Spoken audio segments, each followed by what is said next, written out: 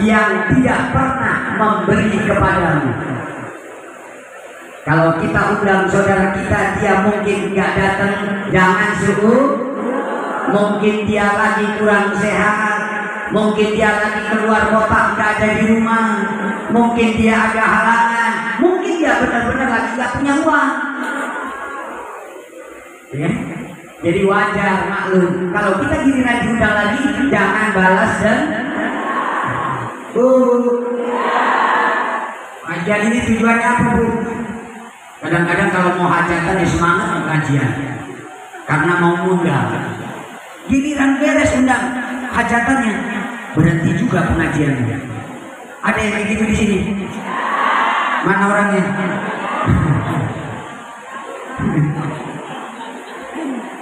Jangan ya, Bu ya.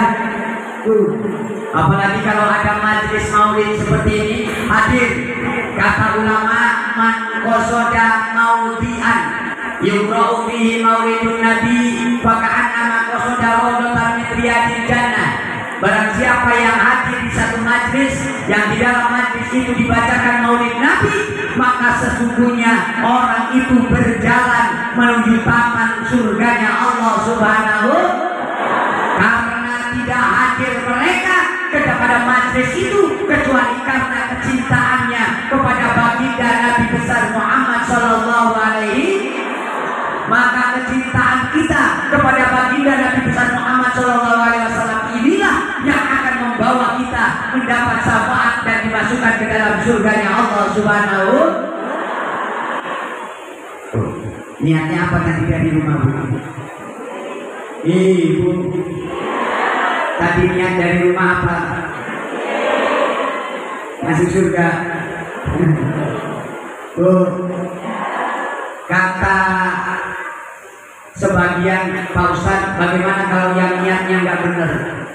Kayak yang dipotong itu, yang lain dengan pengajian dia ngobrol sendiri.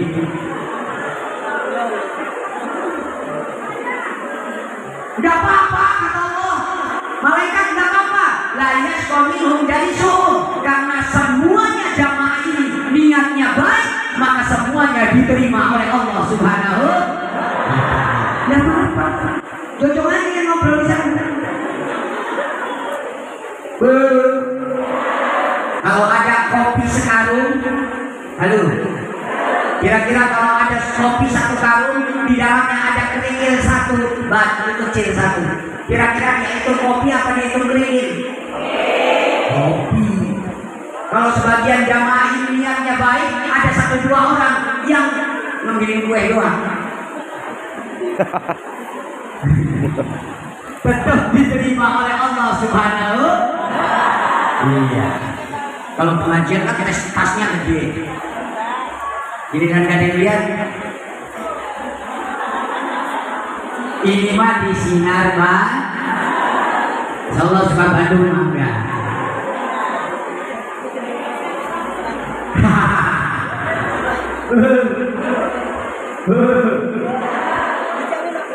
Ya, semuanya tetap diterima oleh Allah Subhanahu, karena majlisnya majlis yang baik. Sebaliknya ada kerikil sekarung. Halo, ada kerikil sekarung, di dalamnya ada kopi satu. Kira-kira dihitung kopi apa kerikil? Kerikil. Ibu orang baik-baik, tapi ada di tempat yang kurang baik. Kira-kira ibu dicap orang baik apa bukan? Berarti pandai-pandai memilih tempat duduk.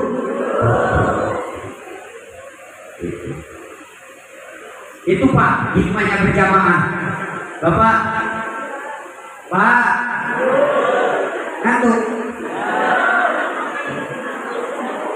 Nggak ada kopi ya? Pak, suka sholat berjamaah di masjid Pak?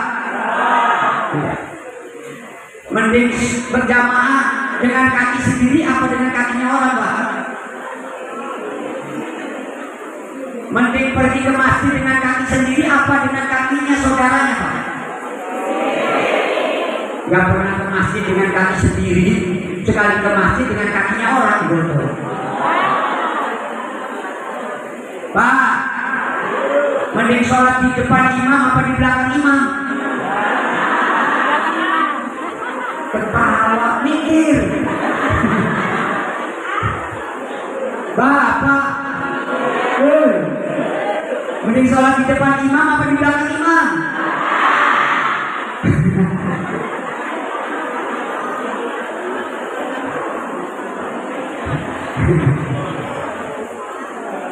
Kalau pengen sholat di depan imam ya mangga Pak.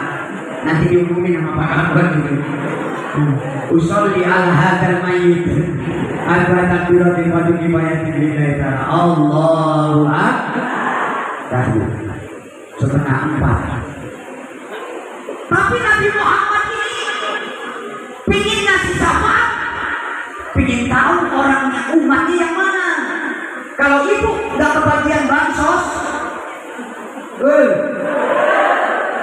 datang ke Pak Kakon saya orang Sukabandung, tapi nggak kebagian bansos. Mana KTP-nya kata Pak Sabar? Nih KTP-nya. Mana kakaknya? Nih benar dan bapak ibu orang Sukabandung. Dari mana? Dari identitas kartu kependudukan dan sebagainya membuktikan bahwa bapak ibu benar orang Sukabandung. Ditanggapi nggak kira-kira sama Pak Kakon? Pasti ditanggapi. Bapak ibu pengen dikenal Nabi Muhammad harus punya identitas supaya dikenal oleh Nabi Muhammad Sallallahu Alaihi yang dimana pun manusia dari Nabi Adam sampai akhir zaman kumpul di satu tempat yang semuanya sama itu, telanjang bulat tuh, gak ada yang pakai baju. Terus gimana Pak Ustaz? Apa nggak lihat punya orang? Borong-borong lihat punya orang, punya sendiri aja gak kepikiran Bu. Saking ganasnya hari itu, Al-Quran pernah mengatakan, yauma yafirrul mar'u min akhihi wa ummihi wa abihi wa sahibatihi wa banihi. Anak lari dari orang tuanya, orang tua lari dari anak-anaknya, saudara lari dari saudaranya, istri lari dari suaminya, suami lari dari istrinya. Kenapa? Likulli imri'in minhum yawma idzin sya'nu yughni. Karena ketika itu setiap orang sibuk dengan urusannya masing-masing. Siti Aisyah juga nanya sama Nabi itu, ya Rasulullah, apakah nggak saling lihat waktu itu? Boro-boro melihat punya orang.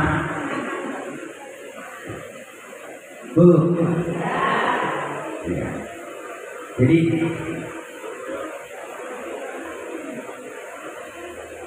mumpung ada yang lewat, saya minum. Ya, selamat datang Pak Syarudin senior kita ini. Untung ada Pak Syarudin saya bisa minum.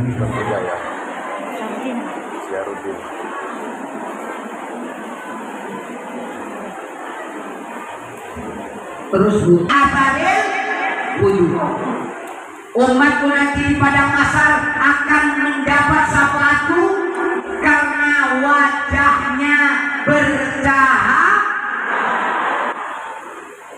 glowing, mukanya bercahaya, tangan kakinya juga bercahaya.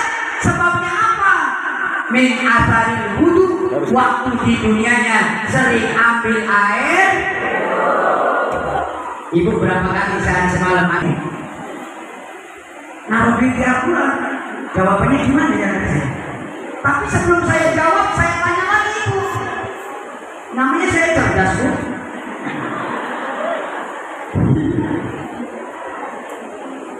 Saya nggak tahu jawabannya sebetulnya, tapi saya tanya balik sama Ibu ini. Bagaimana Ibu naruh duit di Al-Quran? Atas ada, dompet ada, laci ada, lemari ada. Kenapa naruh duit di Al-Quran? Ibu jawab lagi, karena kalau mau naruh duit di Al-Quran Pak Ustaz, aman nggak pernah ketemu sama suami saya. Karena seumur hidup suami saya nggak pernah buka Al-Quran. Inna lillahi wa inna ilaihi. Ini orang sana. Bapak enggak. Yang pertama kalau pengen dikenal Nabi Muhammad, harus sering-sering ambil air Bu, supaya muka tangannya nanti bercahaya. Jadi itulah ciri-ciri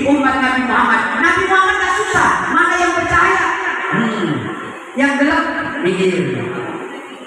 Walaupun hitam, gosong, bau, apalagi bahasa Lampungnya apa?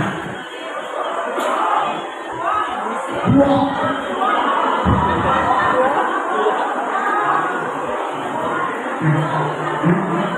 Apok.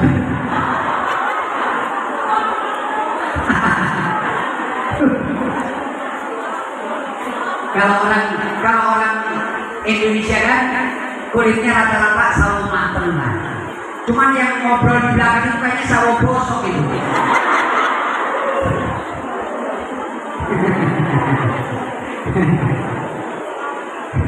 Ya jangan marah, biasa bercanda. Walaupun hitam, walaupun nggak putih, tapi kalau orang Islam nanti suka ngambil air wudhu, di akhiratnya tetap bercahaya. Min asari wudhu, mukanya bercahaya, tangan kakinya bercahaya, karena waktu di dunianya suka ngambil air wudhu. Yang kedua, supaya dikenal Nabi Muhammad SAW. Kata Abu Hurairah, ya Rasulullah, siapa lagi yang berhak mendapat syafaat nanti di yaumil qiyamah? Apa jawab Nabi? As'adun nasi bi syafaati yaumil qiyamah man qala la ilaha illallah Muhammadur Rasulullah khalisan min qalbihi, yang waktu di dunianya sering mengucapkan la ilaha illallah tapi ikhlas dari dalam hatinya yang paling dalam, maka dia juga berhak mendapatkan syafaatku. Sering baca la ilaha illallah. Bapak-bapak kalau tahlilan itu keras. Kalau imamnya la ilaha illallah, dia nggak bunyi, diam aja. Goyang-goyang kepalanya aja. Ya kan? Tapi giliran kue keluar 2 piring habis dulu. Ada yang kayak gitu di sini ada? Mana orangnya?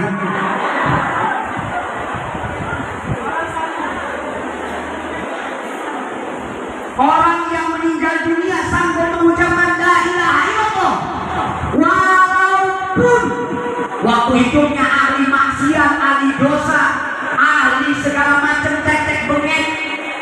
Apa tek-tek bengek?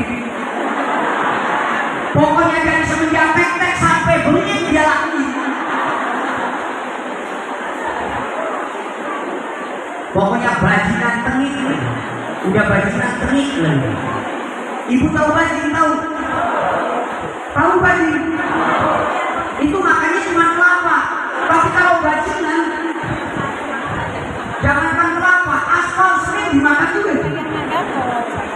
Tengik bisa. Tahu kalau tengik itu apa artinya? Kalau minyak itu udah tengik itu bu.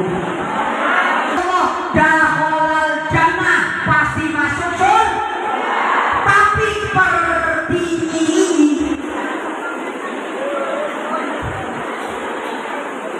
pertanyaannya, sanggupkah kita mengucapkan la ilaha illallah waktu sakaratil maut, kalau waktu hidupnya gak pernah mengucapkan la ilaha illallah? Hebat itu. Karena innal bisa la biasa. Bisa itu karena biasa. Man qala la ilaha illallah akhiru kalamihi dakhala jannah. Barang siapa yang akhir hayatnya bisa mengucapkan la ilaha illallah, maka masuk surga pasti, karena sahabat nanya Abi Dzar, walaupun tukang zina ya Rasulullah, walaupun tukang zina. Apa tukang zina itu? WTS, warga Talang Sepuh, bukan? Wanita tuna, kalau kata Titi Puspa, kupu-kupu malam. Ini dia wanita si kupu-kupu malam.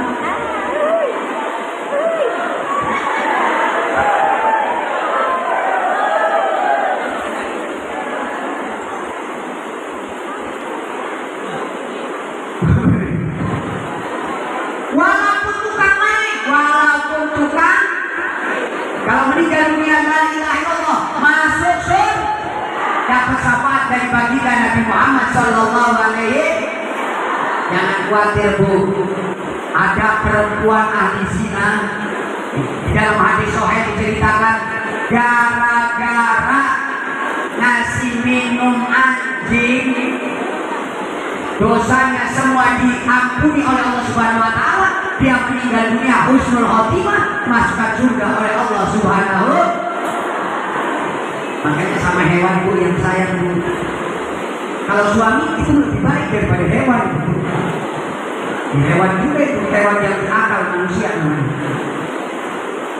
Tapi sebaliknya, ada perempuan ahli ibadah, tukang sholat, tukang haji, tukang sedekah, tukang puasa, meninggal dunia masuk neraka. Kenapa? Karena dia pernah nyiksa kucing. Mana yang suka nyiksa kucing? Mukul kucing. Ada Bu. Perempuan soleha ahli ibadah mati masuk neraka gara-gara nyiksa kucing.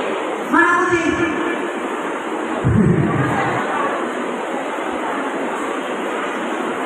Ibu sering ya bohongin kucing kan sering ya? Giliran udah keluar pintu ditutup, mampus dulu.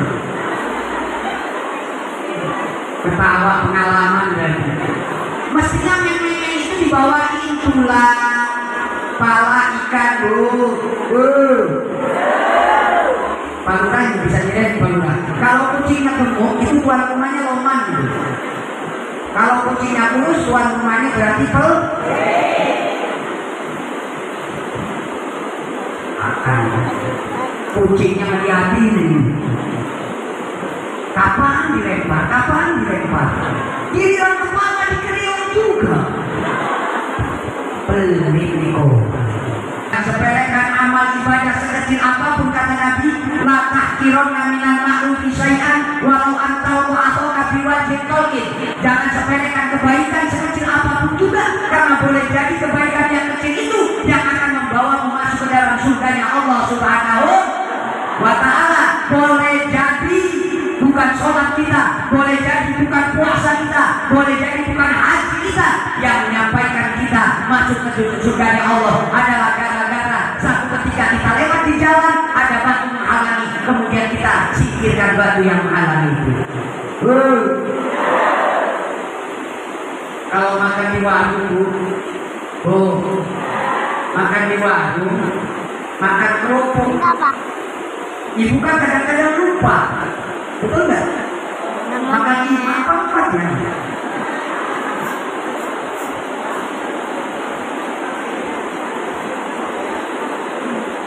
Ibu, kalau ibu bingung makan 4 apa makan 5, bayar berapa Bu? Bayar apa? Ketahuan ini, kalau kata orang Sunda dan Maji, dah 5 ngaku hiji. Yang dibayar harus lihat. Salat doa Allahu Akbar. Lain, aduh 2 apa? 3 ya. Udah 2 apa 2 3? Sering kan Pak? Ibu ambil yang berapa? Jangan bingung. Kalau lupa rakaat 3 apa 4, maka ambil yang 3. Iya kan? Nanti ibu sujud sah. Paham? Tapi kalau lupa hitungan makan tadi ambil yang paling banyak. Jangan dibalik, giliran sholat ambil yang paling banyak, giliran makan ambil yang paling sedikit. Jadi mengucapkan la ilaha illallah itu bisa mendapatkan syafaat Nabi Muhammad Sallallahu Alaihi.